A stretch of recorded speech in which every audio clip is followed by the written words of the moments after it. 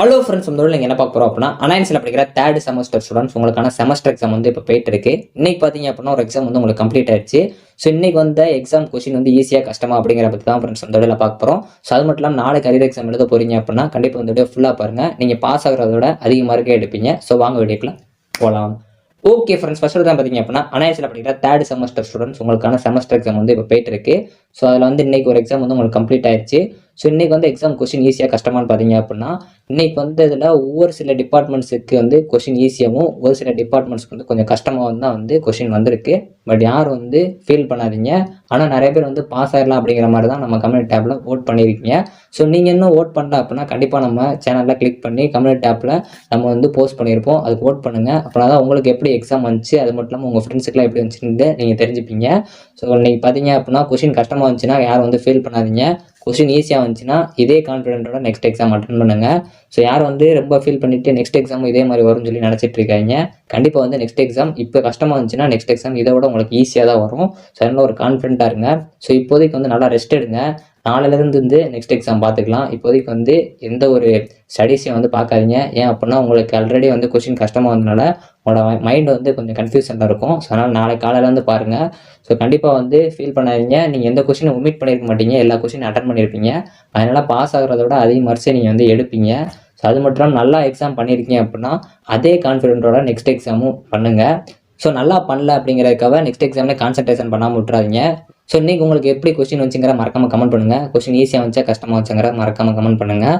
So அது மட்டும் இல்லாமல் நாளைக்கு அரியர் எக்ஸாம் எழுத போகிறீங்க அப்படின்னா கண்டிப்பாக ஃபஸ்ட்டு உங்களுக்கு ஒரு பயம் இருக்கும். ஏன் அப்படின்னா உங்களுக்கு நாளைக்கு ப்ராப்ளமேட்டிக் பேப்பர், அதாவது வந்து உங்களுக்கு mathematical paper, so statistics and numerical மெத்தட்ஸோட அரியர் எக்ஸாமு. ஸோ அதனால் ஃபஸ்ட்டு வந்து உங்களுக்கு ஒரு பயம் இருக்கும். ஃபஸ்ட்டு பயப்படாதீங்க. ஸோ கண்டிப்பாக இப்போ வரைக்கும் நல்லா பார்த்துருப்பீங்க. பார்க்கல அப்படின்னாலும் ஒவ்வொரு யூனிட்டுக்கும் அதோட பேசிக்ஸை நல்லா ஃபஸ்ட்டு பாருங்கள். அதாவது அந்த கான்செப்ட்னா என்ன, அதுக்கு என்ன ஃபார்முலா யூஸ் பண்ணுறாங்க அப்படின்னு.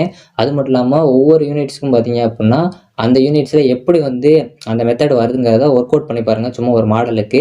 ஏன் அப்படின்னா நாளைக்கு வந்து ஒரு சில டைம் ட்விஸ்ட்டாக கேட்டாங்க அப்படின்னா இந்த மாடல் வச்சு நீங்கள் பண்ணிங்கனாலே உங்களுக்கு அது மார்க்ஸ் வரும். ஸோ அது மட்டும் இல்லாமல் இந்த மேத்தமெட்டிக்கல் பேப்பர் பொறுத்த வரைக்கும் உங்களுக்கு ஸ்டெப்ஸ் மார்க் கிடைக்கும். ஸோ அதனால் கண்டிப்பாக வந்து ஒரு சம் உங்களுக்கு தெரிலனாலும் அந்த கொஸ்டினை அட்டன் பண்ணுவீங்க.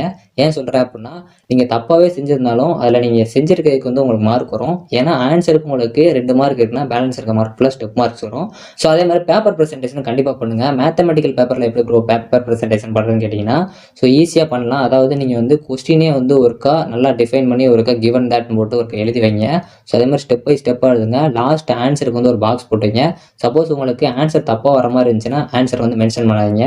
எக்ஸாம் எழுதுகிற மாதிரி எழுதாமல் கான்ஃபிடென்ட்டாக நார்மலாக எக்ஸாம் எழுதுகிற மாதிரி எழுதுங்க. அப்படின்னா தான் வந்து உங்களோட பேப்பர் ப்ரெசன்டேஷன் இன்னும் கொஞ்சம் நீட்னஸாக இருக்கும். கால்குலேட்டர் யூஸ் பண்ணலாமா அப்படின்னு கேட்டிங்கன்னா கண்டிப்பாக யூஸ் பண்ணலாம். FX991 MS இந்த கால்குலேட்டர் தான் அலோடு. ஸோ அதனால் அதை கரெக்டாக யூஸ் பண்ணுங்கள். ஸோ அது மட்டும் இல்லாமல் எந்தெந்த ஸ்டேஷனரிஸ்லாம் கொண்டு போகணுமோ அதை எடுத்துகிட்டு போயிருங்க. கண்டிப்பாக கொஸ்டின் ஈஸியாக தான் வரும். ஒரு கான்ஃபிடென்ட்டாக இருங்க.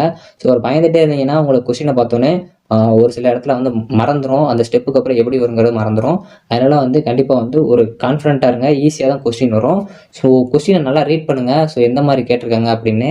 அது மட்டும் இல்லாமல் இப்போ உங்களுக்கு இன்னும் டைம் இருக்குது. ஸோ ஒரு சில மெத்தட்ஸ் இன்னும் ஒர்க் அவுட் பண்ணி பாருங்கள். கொஸ்டின் ஈஸியாக தான் வரும். அதே மாதிரி ப்ராப்ளமேட்டிக் பேப்பர் மட்டும் இல்லாமல் தியரிட்டிக்கல் பேப்பர், அதாவது ப்ரொஃபஷனல் இங்கிலீஷ் ஒன்று எழுத போகிறீங்க அப்படின்னாலும் முடிஞ்சளவு வந்து பார்ட் பி அட்டன் பண்ணணும் அப்படின்னு நினச்சிங்கன்னா ரைட்டிங்கில் இருந்தும் பார்ட் ஏ அட்டன் பண்ண போகிறோம் அப்படின்னு நினச்சிங்கன்னா வொக்காபுலரி அண்ட் கிராமரையும் வந்து நல்லா பார்த்துக்கோங்க. ஸோ முடிஞ்சளவு இதில் இருந்தால் உங்களுக்கு வரும். ஸோ நல்லா பார்த்துக்கோங்க. கன்ஃபார்மாக வந்து நல்லா எக்ஸாம் பண்ணுங்கள். ஸோ அரியர் எக்ஸாம் சொல்லிட்டு வந்து பாதியில் வராமல் ஃபுல்லாக அட்டன் பண்ண பாருங்கள். ஸோ கண்டிப்பாக நல்லா தான் பண்ணுவீங்க. ஈஸியாக வந்து அட்டன் பண்ணுங்கள். ஸோ உங்களுக்கு தெரிஞ்ச கொஸ்டினை ஃபஸ்ட்டு வந்து எழுதுங்க. ஸோ அது மட்டும் இல்லாமல் முடிஞ்சளவு பேப்பர் ப்ரெசன்டேஷனை கான்சன்ட்ரேஷன் பண்ணுங்கள். ஸோ உங்களுக்கு நீங்கள் எக்ஸாம் கொஸ்டின் எப்படி இருந்துச்சுங்கிற மறக்காமல் கமெண்ட் பண்ணுங்கள். ஸோ அந்த ஓட்டிங் நீங்கள் இன்னும் பண்ணல அப்படின்னா நம்ம கமெண்ட் டேப்பை கிளிக் பண்ணி ஓட் பண்ணிக்கோங்க. ஓகே ஃப்ரெண்ட்ஸ், இந்த வீடியோ பிடிச்சி அப்படின்னா லைக் பண்ணுங்கள், ஷேர் பண்ணுங்கள், கண்டிப்பாக சப்ஸ்கிரைப் பண்ணுங்கள். உங்களுக்கு எப்படி கொஸ்டின் இருந்துச்சுங்கிற மறக்காமல் கமெண்ட் பண்ணுங்கள். தேங்க்யூ ஃப்ரெண்ட்ஸ், நெக்ஸ்ட் வீடியோவில் சந்திப்போம்.